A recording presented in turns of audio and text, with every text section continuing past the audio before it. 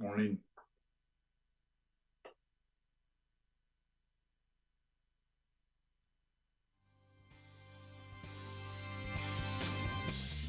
Welcome to Mornings with Matt, personal and professional development training that connects the art of acting with critical life skills and self-mastery. Presented by the Deering Acting Studio. Good morning out there, creatives and everybody else who's watching. This is Mornings with Matt, and we are going to be talking a little bit about business today. We've got a guest on the show, Mr. George Bennett. Welcome, George. Good morning, Matt. Let's get to know you a little bit. Let's start there. We'll talk a little bit about your history in business, and then we'll get into the transitional period you're in now. Sure. So I was in the business world for about 35 years, and I started out as a salesman. I was a salesman for a large part of that time, and it was a very analog world in those days. No cell phones, no computers. We went to our customers door to door, using the telephone often to follow up with those approaches, but much of it was done face to face, knocking on doors. And I spent almost all of my career in tech, office technology, and in those days, again, it was pretty analog. A lot of office equipment, things like copiers and telephones and microfilm and things of that nature. And then over the last, almost 20 years, it's been more of a technology conversation around IT services and IT solutions for clients to help them manage their technology, manage their information, and manage their ability to communicate with their clients. And many of the things that we're seeing right now that the pandemic has forced us into with video collaboration and using tools like Zoom have been at the forefront for a while in business. So it's interesting to see it really take off in a widespread sort of way. Yeah, it's interesting. I've said this a few times, but we used to say when we did a video call, we'd usually call it a FaceTime. And now all of a sudden, like you just say a Zoom, like it became a known thing, and it used to be just businesses only. That's right. Yeah. That's right. Yeah, very interesting. Go ahead. Yeah, I was going to say, so business has changed quite a bit over that time, and how I approached meeting with clients. So again, a lot of my career, I was a salesperson, but then got into leadership about 18 years ago and managed teams of technical people, salespeople, and then finally managing organizations in the Southwest, mainly some national and global roles. So it's been a wild ride.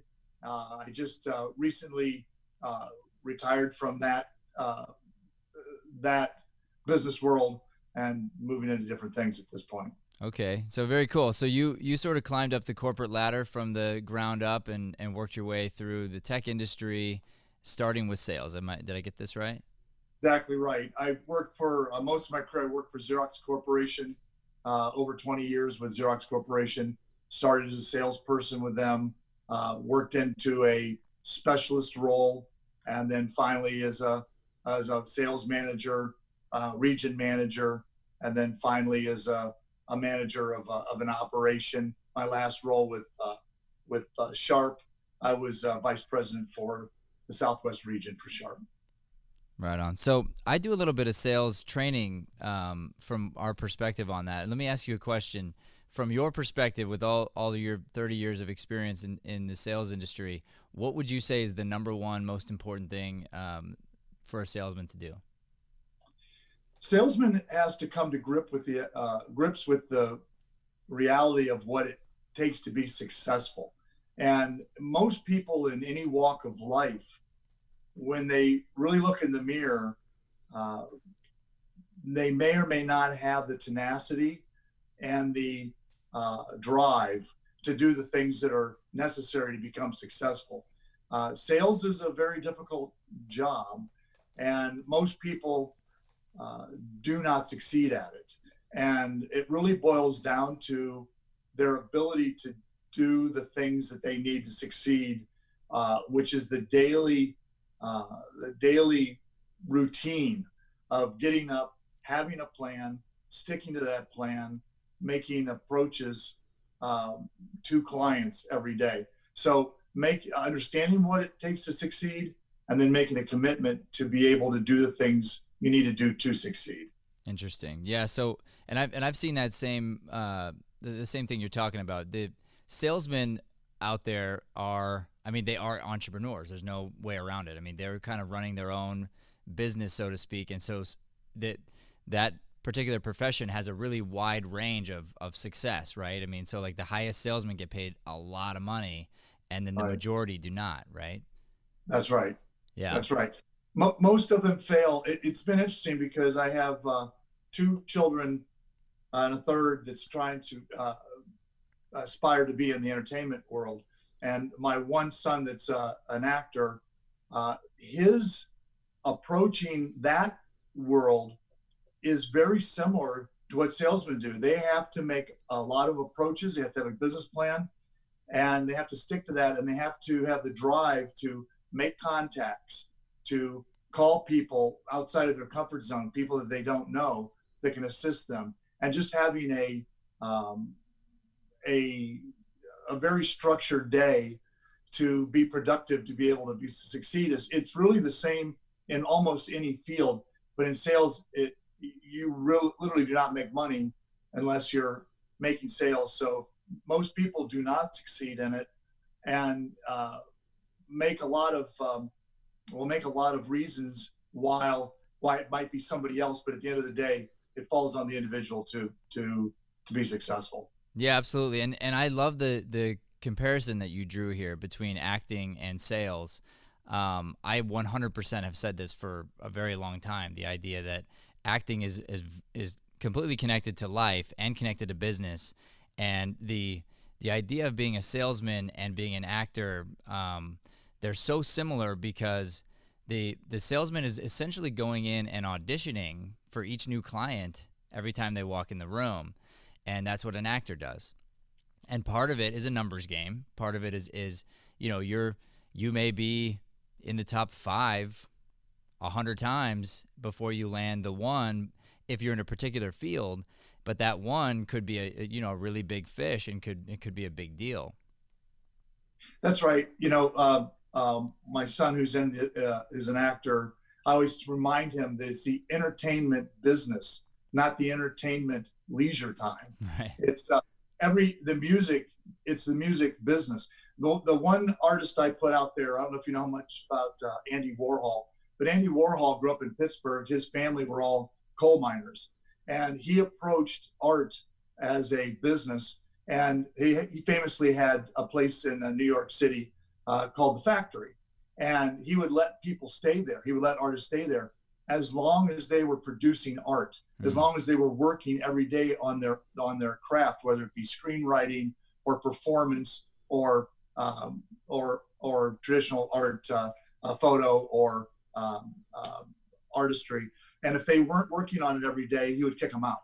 So the thing I remind anybody in any field is, at the end of the day, it's a business. And a lot of kids that come out of any type of school, whether it be art school, acting school, business school, is that when you come out, it is a business. And you have to have skills that allow you to be successful in that business. And in your book, Acting is My Day Job, which my children have read, or families read, you stress that in that book, that you have to have a plan every day and follow that plan. It's strikingly similar to the same things we talked about in business. Yeah, 100%. And that's the idea. Acting is my day job. It's really my passion is my day job. The thing I really want to do is my day job. So let's just say it's sales. It's so interesting. A lot of times too, a salesman could come in early and get a really quick, easy win, but then crash and burn because they put the ceiling over their head and they don't continue to do the thing that made them successful in the first place. And we see that with actors where they'll start to be successful, or they'll get an agent or something, and then they stop training. And it's the funniest thing. And you go, what are you doing? You just started to gain momentum, and now you're going to be backtracking out of this thing. And, it doesn't matter you're training with us. It's just you need to be training every day on your craft. You got to be like pounding the pavement. There's always something to do in a business, always. And so when you realize that acting or whatever your passion is, but let's say it's acting, is your business, then every day you got to, like you said, you got to wake up with a plan. And the hard part is you have to be your own parent. You have to be your own boss to tell yourself, hey, the time we get up to go to work is 6 a.m. But no one's holding you to it, and there's no client waiting for you. So you have to create that sort of false pressure in your mind. And I think that's the difficult thing that a lot of people struggle with. What you described, we used to call the success slump. So in sales and door-to-door sales, when I started out, I used to make religiously 50 approaches a day, and those were door-to-door because we didn't have the internet. We didn't use phone primarily for that reason. So 50 in-person door knocks a day, and try to do that one day, it's pretty tiring. Yeah. And I did for the first 2 years of my career, and after about a year, I had a lot of business opportunities going, and I was starting to see sales success. And the first thing that you do is you stop doing that because you're making sales, you're doing things that are more interesting and that make you money. And then you look around, you go, oh my gosh, I don't have anything in my pipeline, in my sales pipeline, because I stopped doing the things that I needed to do to keep those opportunities going. So you're exactly right. Especially for a young actor or business person, it's easy to abandon those tough things that you have to do for success. So then for real professionals, you come to realization that you have to keep up a level of that original energy and structure to sustain a career over a lifetime. Yeah, and that's how, I mean, we've seen this throughout history, that people who have less or talent walking in and who just have more drive and more work ethic and are more consistent eventually will lap everybody else just by showing up every day and having that consistent plan, that habitual work ethic. And I've seen it time and time again in the acting business.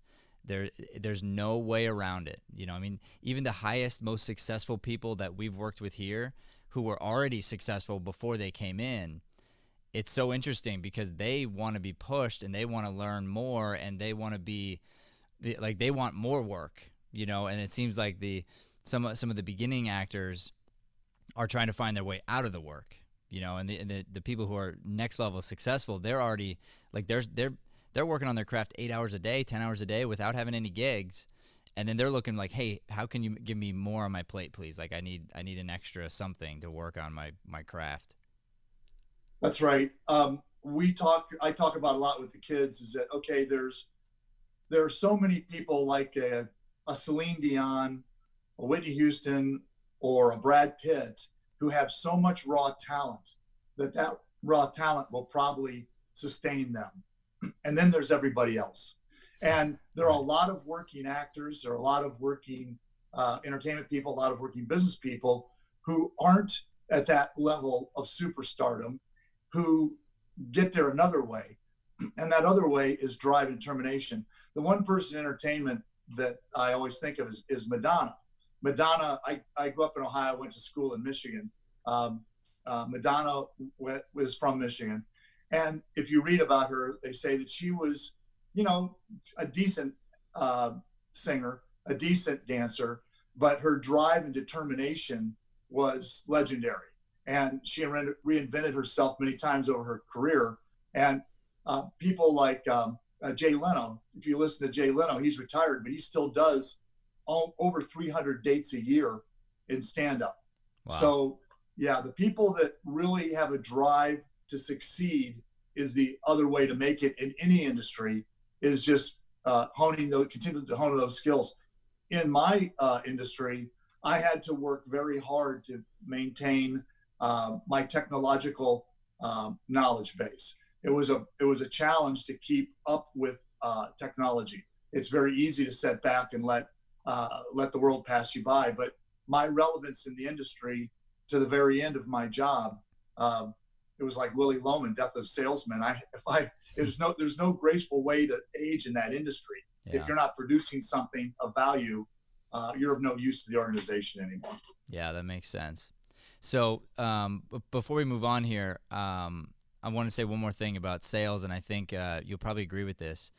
The thing that we teach when we come in is this the idea of hyper listening, active listening, having a plan, having a script, having you really got to do that work. You should be totally memorized. You should know all your facts, know all the stats. You should be up to date with the technology. It's the same thing as an actor. You should be memorized on the script, like completely and ready to go.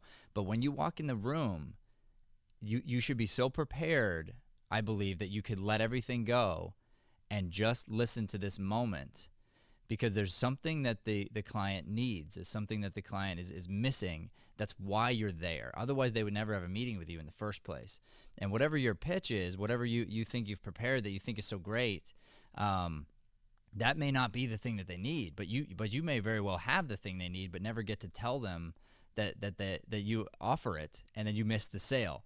And I when I listen to sales calls, sometimes it blows my mind where I'll go, yeah, you missed the sale. It was like 10 minutes ago.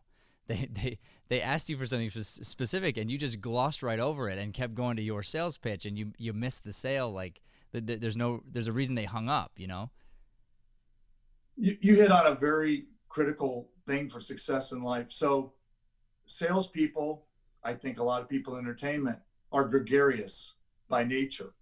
What does that mean? It means we like to hear ourselves talk more than anybody. We just get on a roll. When early in my career, I thought getting on a roll verbally was my key to success. In fact, it was hindering my success. The first thing you have to learn is to be a critical listener. So you have to have great listening skills, not to miss those nuggets that the client is putting out there for you to help you make the sale. The other thing that you mentioned is pre-call planning, as we called it. You have to have a plan. So when I'd sit down with young salespeople, we'd say, let's go on a call together. I'd say, okay, who is this company? What research have you done on the company? Today, it's pretty easy to do that with the internet. What do you know about them? I don't know anything about them. Well, look, the number one thing any person or any company cares about is themselves. So when you can tell them things about themselves, you catch their attention immediately. Yeah. And the second thing they care about is their industry. So when you can talk about things in their industry, that really catches their attention. So having a pre-call plan of what you're going to talk about, knowing your client, and when you've done that pre-call planning, Matt, that puts you in a relaxed state to be able to go in and have a conversation that many times goes off the rails from where you wanted it to go to another area, but you're prepared for it. We spent a fair amount of time. We spent almost probably 2 hours last night getting ready for this conversation this morning. And the reason being, you want to be prepared. It puts you in a relaxed state.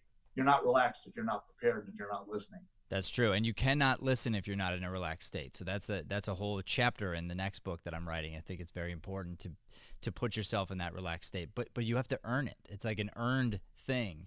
You don't just get to relax when the pressure's on. You have to have done enough work that you get to just breathe and relax. That's right. Yeah. That's exactly. Yeah. All right. So let me throw you a softball here really quick. Talk to me about your lovely, beautiful wife. My lovely, beautiful wife. Talk about a success story. My wife surprises me all the time. When Carol and I met, Carol was very shy. And it was difficult. It was tough at first because I'm not shy and Carol was very shy. And I thought, oh my gosh, we might have a difficult time in this relationship if I'm talking all the time. Over our marriage, which is coming up on 34 years now, and we dated a few years before that, Carol is a very different person in a very positive way. She has challenged herself in over her lifetime, our married lifetime. It started years ago when she was the Cub Scout master for our children. She had to do a lot of public speaking. She had never done public speaking. She's terrified of it.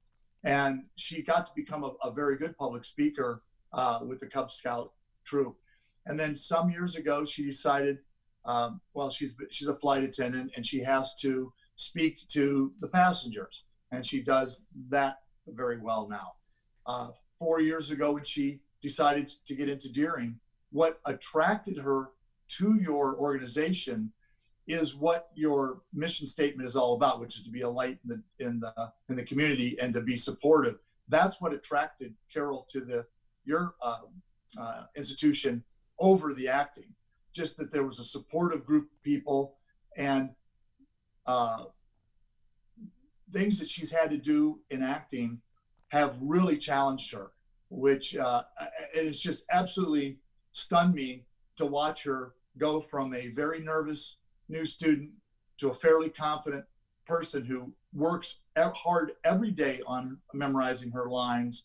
And you guys do a great job of challenging her to do things that challenge her personally, and that she's now got an agent and she's booked some jobs.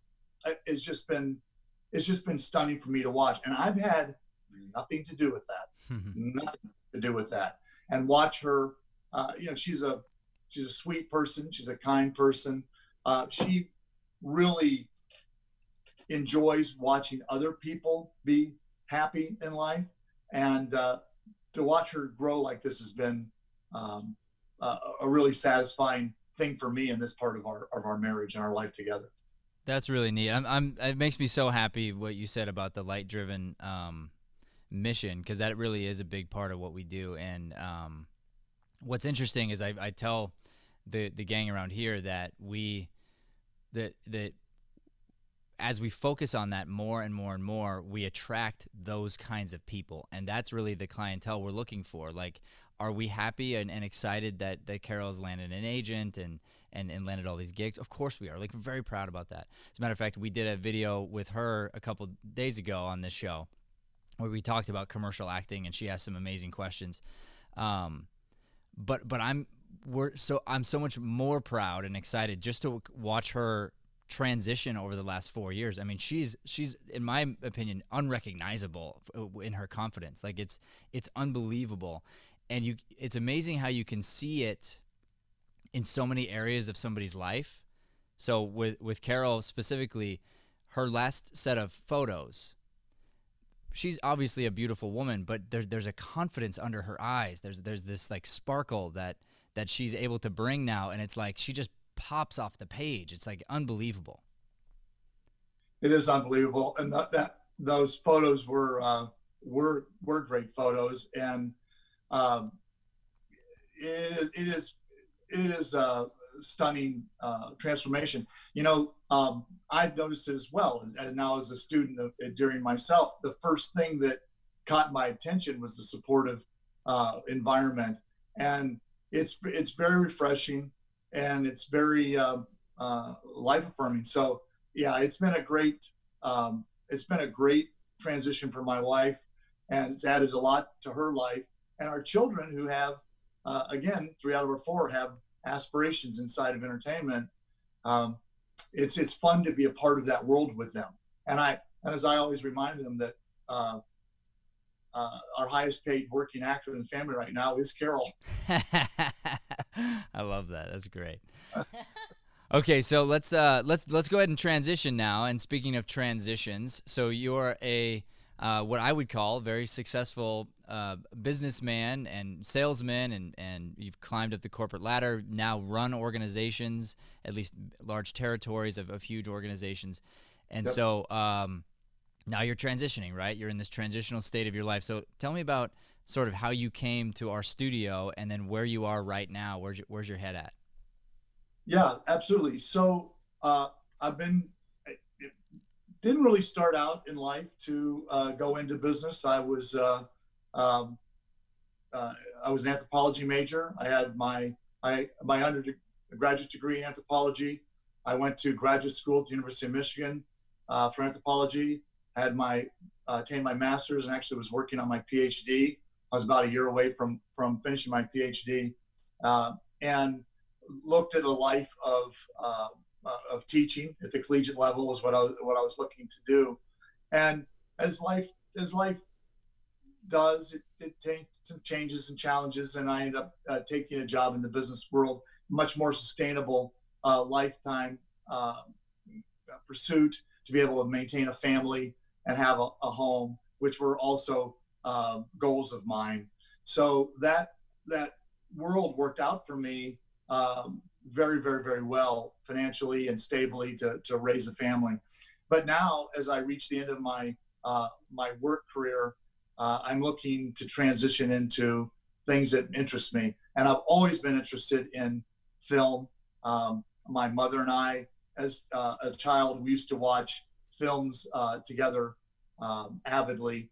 And I love film. I've always been enthralled by comedians. I love comedy and comedians, and have watched comedians my entire life, starting with people like Bob Hope and Shecky Green and Rodney Dangerfield and Carlin and Pryor, and then all up to modern people like Chappelle.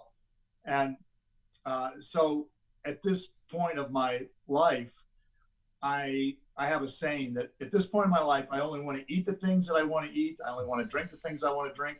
And I only want to do the things that I want to do at this point. So coming to Tyrion Studios is a very, very interesting and fun thing for me to be doing at this point. And my kids purchased my first class, improv class, as a Christmas present. They said, "Dad, you ought to get out there and and have some of the experiences we're having." So it's a great challenge for me to do some of these things. I was never in a play. I've never been in an acting class before. It's funny because I've performed for years. I performed in front of customers for years, done a lot of public speaking. So that part of it isn't that challenging for me, but acting, learning to tap my emotions and learn new skills is very exciting for me. Learning, I'm a lifelong student of everything in the world. I love to learn.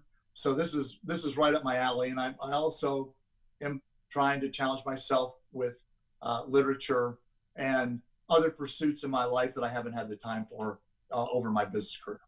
That's really neat. You know, it's interesting. I'll tell you a little something about me. So when you did join the class, when your kids bought you the class, I sort of knew you a little bit, but not real intimately. And but I had really high regard for you. I was like, okay, a man who's built this kind of family. I mean, your family's just lovely from top to bottom, just really, really good people. And I knew you were a successful businessman and whatnot. So you being in the class, and this happens every time for me when somebody such as yourself walks into our program. I get nervous. I get really nervous because I'm like as soon as the first class was over, I'm like, what did George think? Do you think he was having a good time? He really did say that. No, I did because I'm thinking to myself, you're a next level successful person. I do understand that you're not going to be in the class unless you're getting value from it. You know, you're not just saying, oh, like I want to do this for fun. It's like, no, like I really have to be gaining something and developing myself in some way, or I'm going to find something else that's going to help me develop. So for me, it was a big deal when you signed up for the first month on your own and it wasn't a gift. And I was like, all right, guys, we did it. Now we got to keep George interested.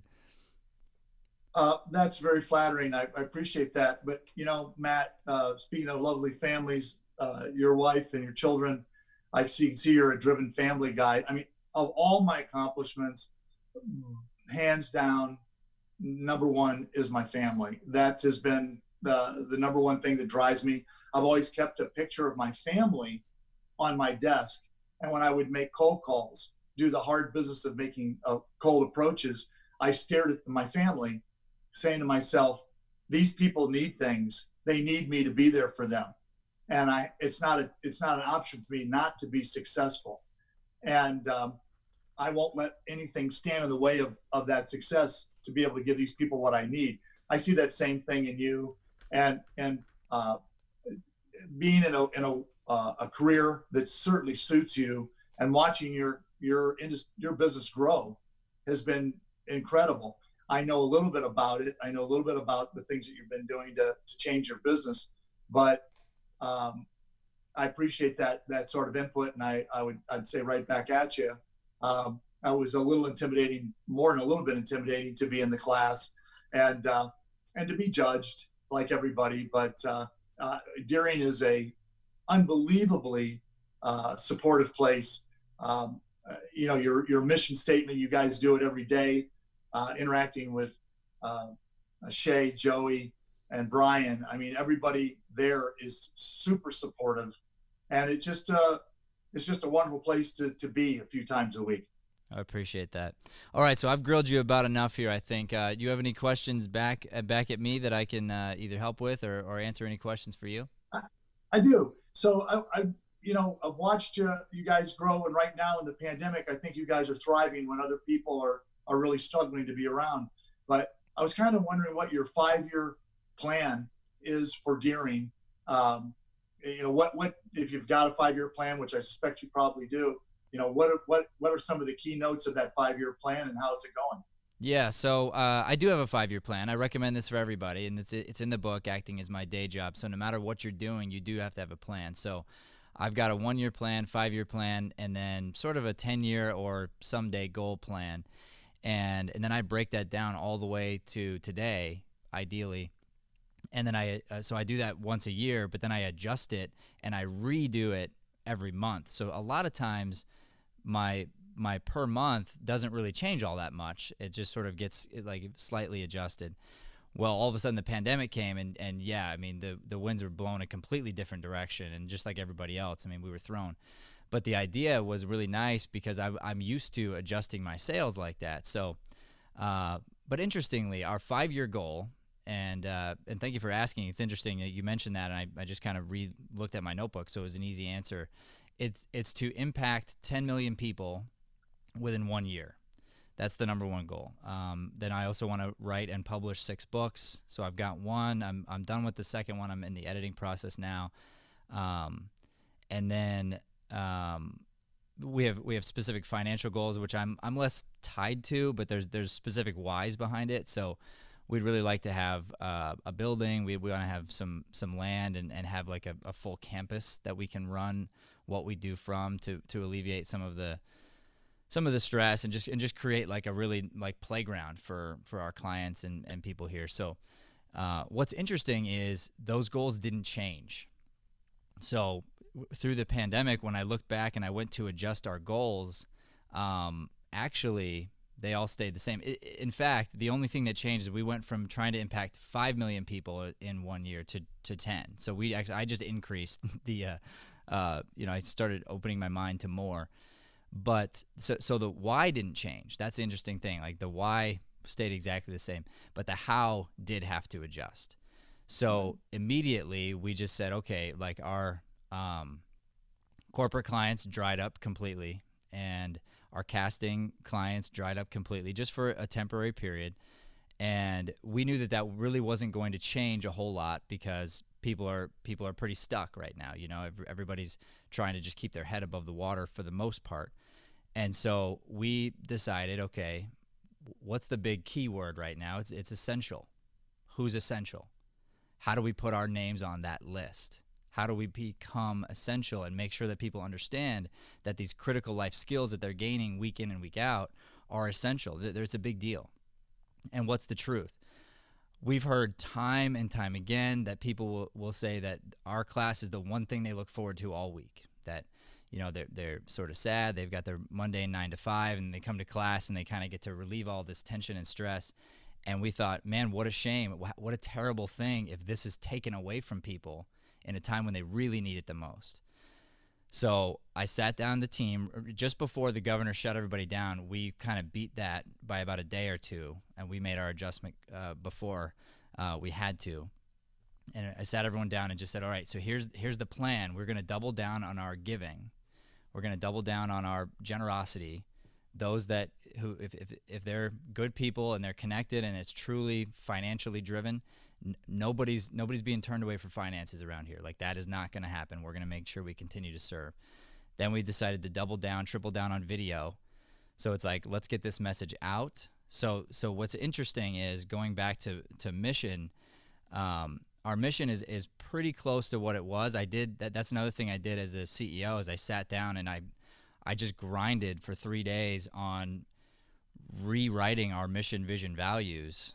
Now, again, values didn't change. The mission slightly adjusted here and there, but the vision did have to change, and it was a subtle change. But the end of our vision statement is to produce light-driven content. And what does that mean? It means things like this interview, movies, TV shows. I mean, this is a big part of my vision for the company. It always has been. I just thought it was going to be coming 5 years from now. So all I did was I just went bloop, and I just put that in the very beginning, and I said, okay, this is now our number one focus, because there's really nothing else we can do other than this. So let's see it as this gift. And so rather than backing away, I've been working longer, harder hours than ever before, learning new technology, understanding how to run YouTube and different things. And what's been great is in that process, we have found major holes that I didn't know were in the company, as far as like analytics and different, like running numbers on different things. And I think things that I maybe knew were kind of there in the background, but didn't really understand how big of a deal it was. And so now, we're getting to fix all that. It feels like hitting a pause button, and then I get to go in and sort of like adjust and fix some things that could have potentially been big problems, like just our digital presence in general it's such a big deal, but we've always survived and thrived off of referrals, but we weren't getting a whole lot of organic traffic, for instance, online. And I didn't really understand all the numbers. So I jumped in there, and now like that's been completely flipped on its head.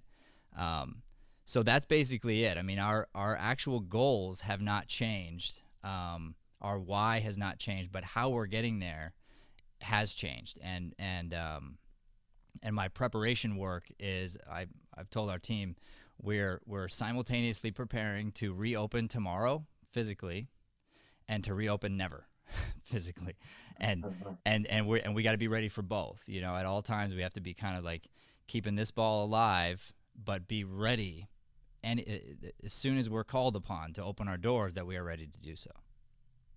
That's outstanding. The first week after we quit coming to class and we had our first video class, you made some comments at the end of that class about what we all need to do during this time, and your mission at Deering to continue to be a light in the community.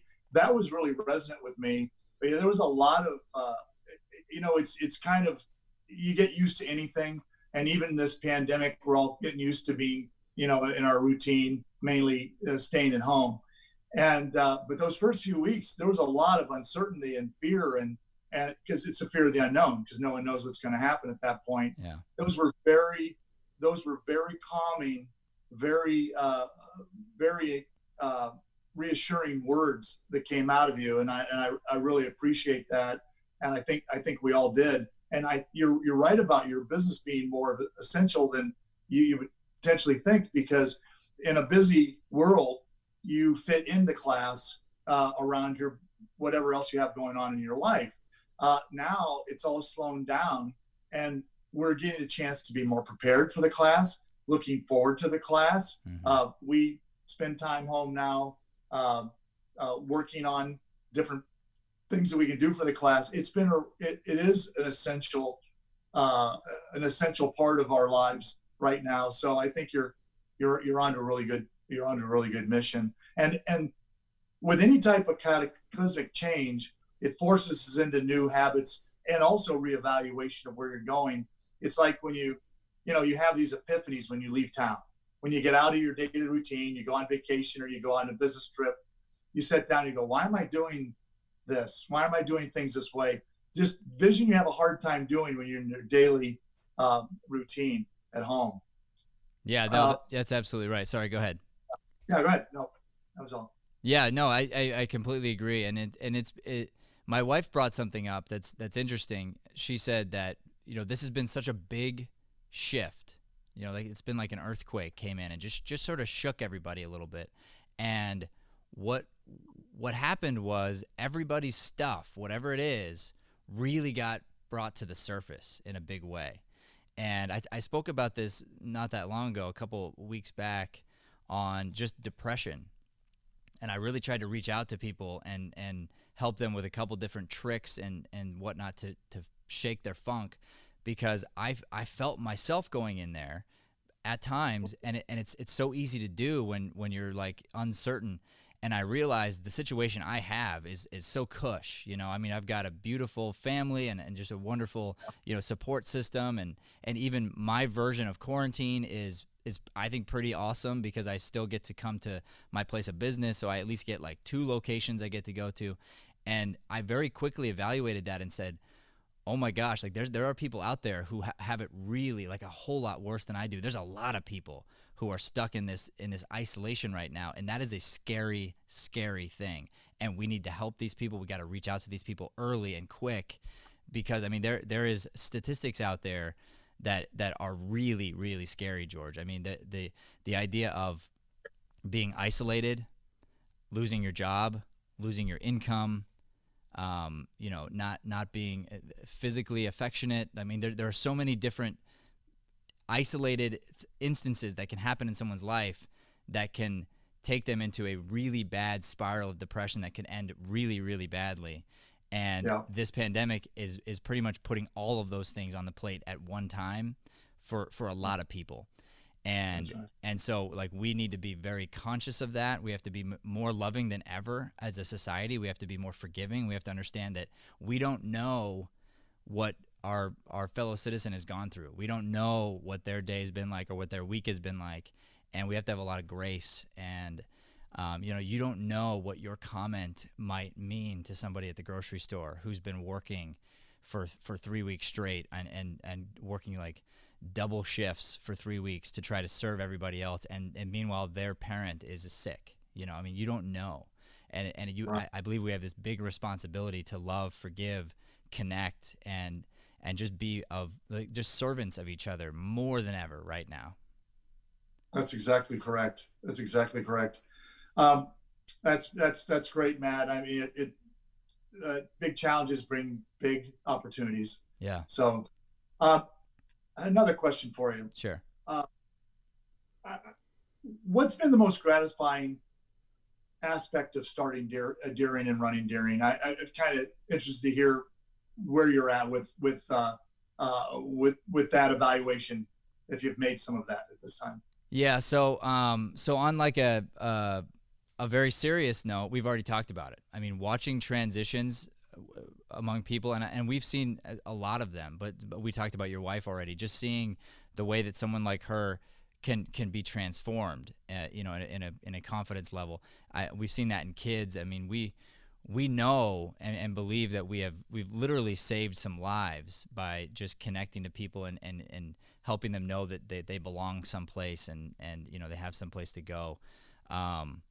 It's a difficult job what we do, because you know, sometimes we get people coming in who are really trying to find themselves and they might be lost, and so you know, you can't save them all. You know, it's a tough position we're in sometimes. But just watching these kids develop, and I mean kids of every age, you see them just come in as one person, and so sometimes not even know why they're here. And I believe that this place sort of calls people. We've got our nonprofit theater called Lighthouse, and it's named that for a reason. I mean, we want to be a beacon of light that draws the right people in. And you know, if you're feeling a certain way and you don't know why, but you're feeling drawn in, we want you to come in and let's figure it out together. And that happens a lot of times. People come in for one reason or another, and it's like a surface level thing, and they don't know why they're here, and then they kind of figure it out. They develop and they transform right in front of our eyes. And the people who give into that process fully, I mean, there's nothing more satisfying than that. On another note, just sort of like a fun note, I often will go back, maybe once every 6 months, I'll go back to our very first business meeting we ever had, and it's really laughable because it's on a piece of paper.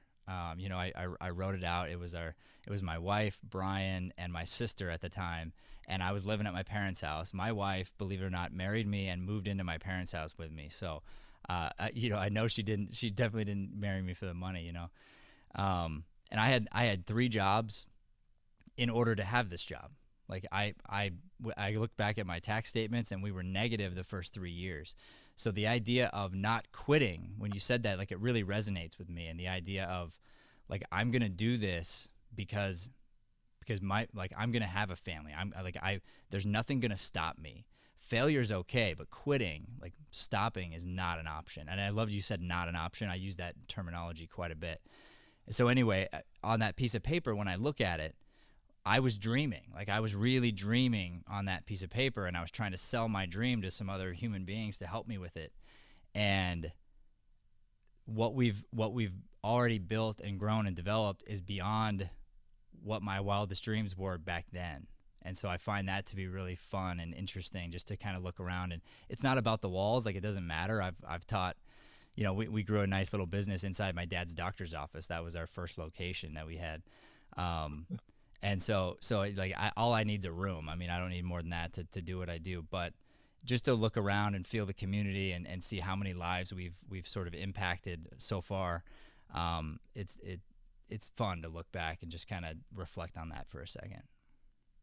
There's a saying, and an old saying in sales: to get what other people don't have, you have to be willing to do things that they're not willing to do. Yeah. So you've got to really, challenge yourself. Okay, you have got time for another question? Yeah, let's do one more. Okay. How does improv assist the actor in their training, to help the actor in their journey, and what other classes would complement improv?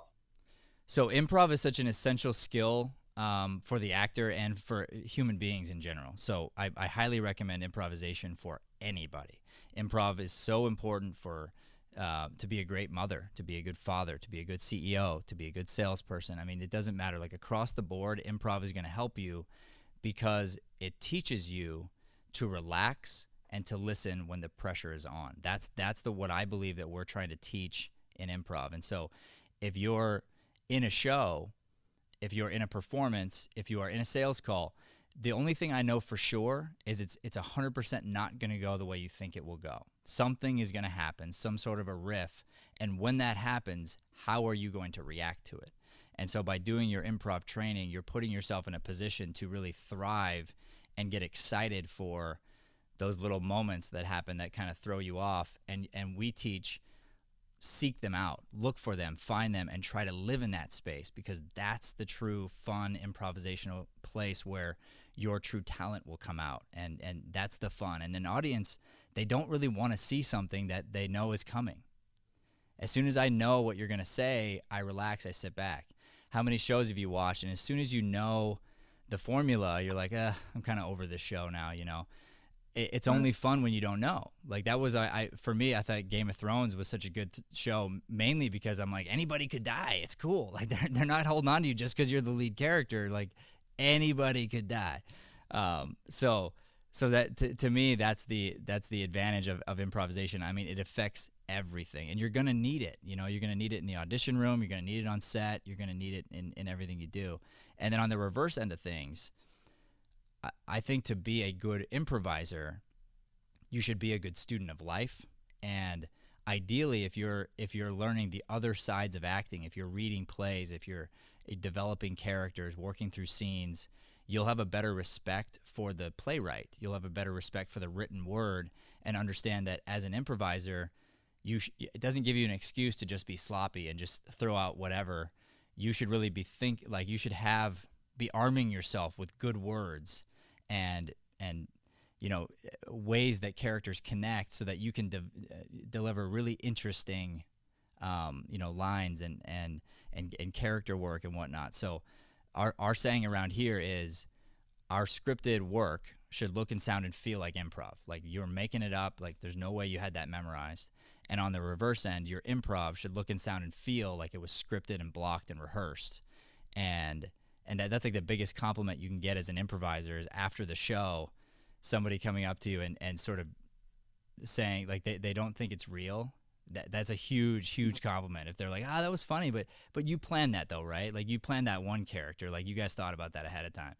And And you're like, no, like that we didn't. So that's that to me is like sort of this unattainable thing, which is why it's so fun for me to study and learn and change and adapt. I think improv is like this wealth of just fun and growth and knowledge.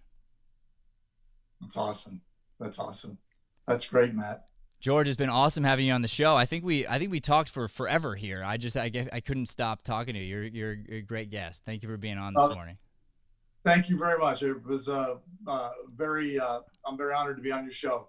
Look forward to continued success at Deering. I appreciate it, George. Okay, thank you so much for watching Mornings with Matt, everybody. Tune in every morning, 7 a.m. right here, where we talk about personal development, we talk about life, and we talk about acting right here. Please like, subscribe, and share this channel. We sure appreciate that. We are trying to deliver some light-driven content, and we need your help to do it. Thanks so much. Thanks for listening to Mornings with Matt. Please like, subscribe, and follow us at Deering Acting Studio to keep up with the latest content. For more information on classes, private lessons, or professional development coaching, visit www.deeringstudio.com. Have a Deering day, everyone.